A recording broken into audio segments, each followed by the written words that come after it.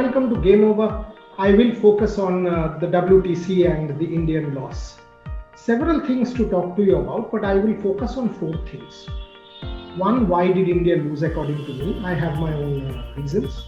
Number two, does this make India a bad team? Number three, should we start to think beyond Virat Kohli as is being suggested on social media? Number four, this whole outpouring of violence and abuse that is being directed towards the Indian cricket team, is it fair? Why did we lose? We lost because of several reasons. But the most important is, and perhaps the fundamental is, the batting did not hold up in the second innings on day 6. Read day 5. If you take a look at the dismissals, not one single batter got out to an unplayable ball. Think of the first one, Gill, straightish ball, missed the line LB.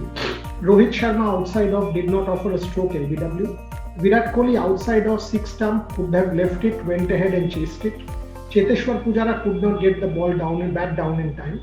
Rishabh Pant, very ambitious shot coming out and playing that shot, completely not required at that point.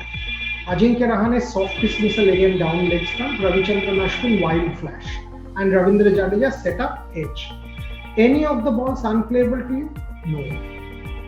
So the lack of application in the batting cost India dear, and had that lead been 175, 180, that match would have been fundamentally different because of the time as well. Does this make India a bad team? The answer is an overwhelming no. This team made the final of the WTC as the world's #1 ranked cricket team. They had the test base with them for the last 4 years. New Zealand are deserving winners. But to lose one final, and yes, it was a high stakes game, I understand all of that. To lose one final and become, the worst cricket team in the world, Virat doesn't know how to bat, Ajinkya doesn't know how to bat, Rishabh is still, an impulsive fool, etc., etc. The kind of abuse that is being heaped on them on social media is frankly rubbish.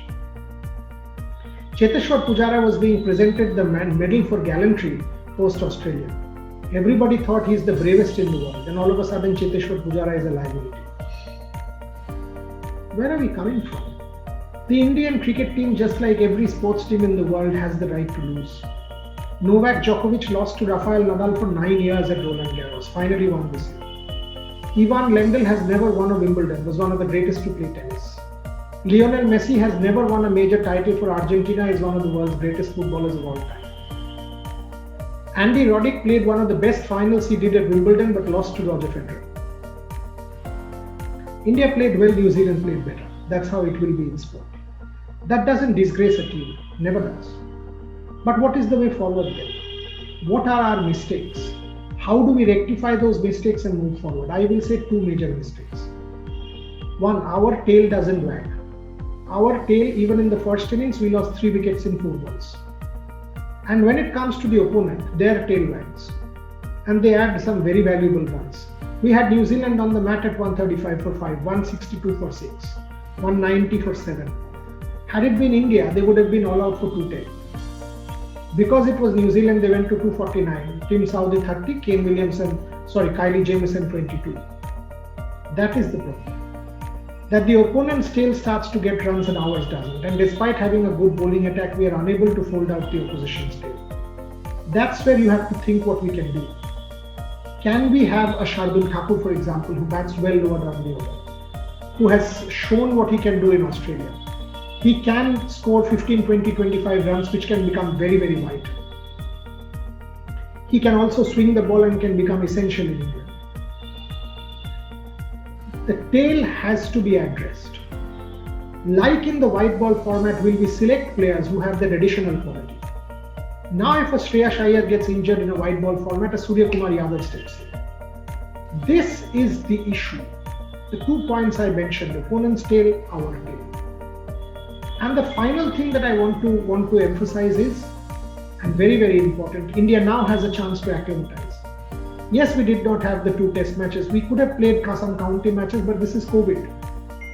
A COVID-infested world doesn't allow. Our country is still on the red list. Travel is not easy. Counties weren't allowed to play against India. So it is an unfair world, accept it. So for India to play the England series well, I have every reason they will. They will have enough and more time to acclimatize, get these problems sorted out. So, as fans, my request to you, humble request, back the team, back your players. They need the support. When they play well, to come and say, oh, we are a great team doesn't really solve it, because that's, people of fair weather will do that. Don't call them the greatest, don't call them the worst. Have restraint. That's what I will say to you on Game Over. I'll be back tomorrow with more. Thanks for watching.